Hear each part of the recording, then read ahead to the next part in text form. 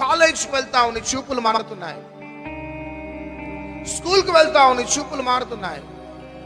Super మార్కెట్కి వెళ్తావు, నీ చూపులు మారుతున్నాయి. మ్యారేజ్ రిసెప్షన్కి వెళ్తున్నావు, నీ చూపులు మారుతున్నాయి. ఫంక్షన్స్కి వెళ్తున్నావు, నీ చూపులు మారుతున్నాయి. బండి మీద వెళ్తున్నావు, సడన్ గా నీ చూపు మారుతుంది. స్టేషన్లో ప్రయాణానికి వెళ్తున్నావు, నీ చూపు మారుతుంది. బస్సులో ఎక్కేటప్పుడు నీ చూపు మారుతుంది. ఫ్లైట్లో ప్రయాణం చేయడానికి వెళ్ళినప్పుడు నీ చూపు మారుతుంది. జాగ్రత్త. మత్తయి సువార్త 6వ అధ్యాయంలో ఏమన్నదంటే, రహస్యంగా చూసే దేవుడు నీకు ప్రతిఫలం ఇస్తాడు. చప్పట్లు కొట్టాలి.